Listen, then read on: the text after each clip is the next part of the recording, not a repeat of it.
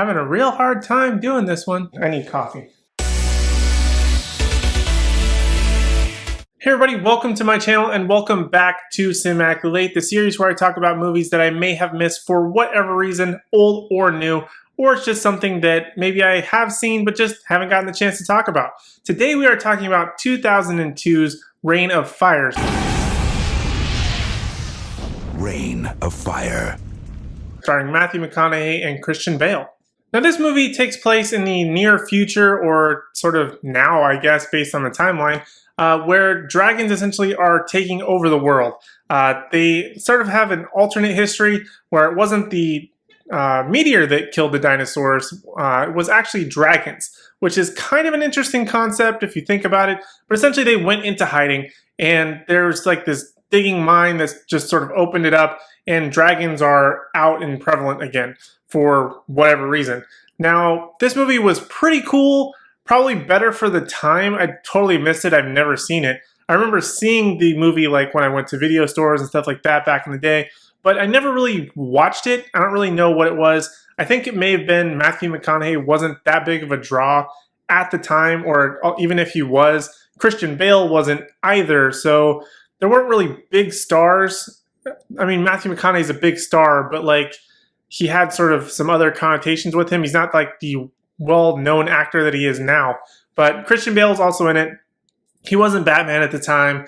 There was a bunch of other stuff. He was essentially an unknown. He even has Gerard Butler in it, who was essentially an unknown. And the movie just sort of slipped under the radar for me. It didn't really appeal to me. I thought it was more medieval, but it's actually kind of dystopian future, which I thought was kind of interesting.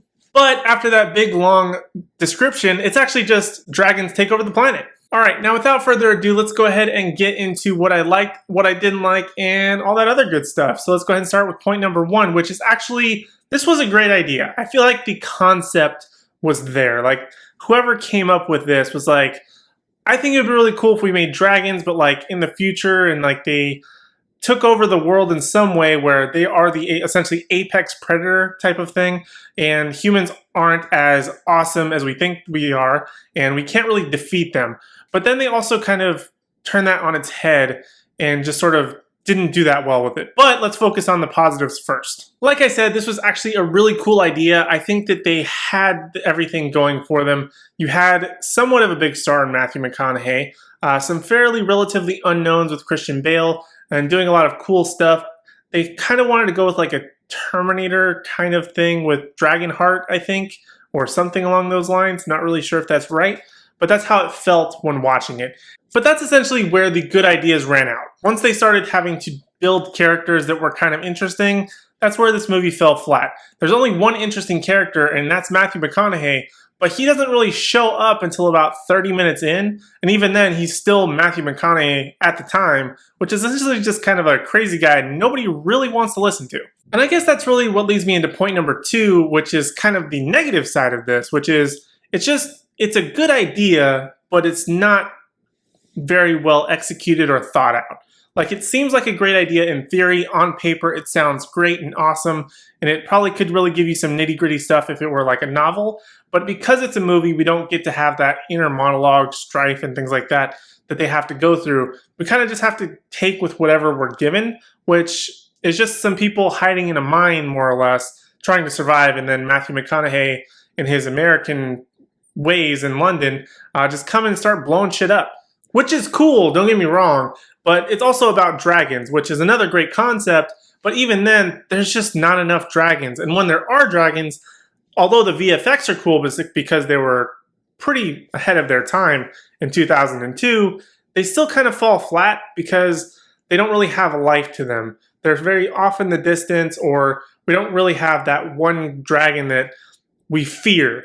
There's no fear. There's the one dragon that they kind of have to go after, but there's no fear or sense of tension. It's just a matter of, will these guys survive the dragons or not? And I think that leads actually into point number three, which is this is just a very straightforward movie. They don't want you to really have any sort of extra deep existential thoughts about it. They really just want to show a couple of people in a dystopian future fighting off dragons. They pretty much went with that concept. There's no deeper meanings. There's no like allegories. There's no digging into this movie to figure out what is the true meaning of the dragon and how it relates to the human being character. No, it's just some people trying to survive some dragons and not get burned to death. That's about it. There's no emphasis on the life of the dragon and how they maybe are going through a crisis themselves, and like there's the lead dragon who has to protect all the other dragons. There's none of that. There's nothing deep about this movie. It's just there's some people, they got to fight some dragons, and they do it. And that's about it. It's just humans overcoming an obstacle. And there's really not much other than that to this movie. Not that it's bad. That's the first thing that's probably what I should have led with. This movie isn't bad. It's just sort of okay for what it is. It's not meant to be the blockbuster, world-renowned blockbusters that we know and expect from either of these actors today. It's just sort of an okay movie for the time and for action movies in general. So I guess the main question, if you've watched this Cinematically Late, is Reign of Fire worth watching? If you are bored on a rainy day, I say go for it. If you have nothing else to do, or if you don't want to have this deep thought process about characters and their motivations, go for it. It's very straightforward. You don't have to do much thinking. They do all the stuff and they have a goal. They do the stuff. That's the movie. That's Reign of Fire. But it's not bad. A lot of the graphics, like I said, were good for the time in comparisons to now VFX. Not so much. So you probably kind of have to take it with a little bit of a grain of salt in that department. But for the most part, it's worth a watch, but not really worth your time. So those are essentially all of my thoughts on Reign of Fire. If you guys have seen the movie, make sure you let me know your thoughts and opinions down in the comment section down below. I would love to hear from you. Also leave a thumbs up if you guys like this video, as well as hit subscribe, as I am on my way to 300 subscribers, hoping to get there by the end of the year, and it is rapidly approaching. We're already in almost September.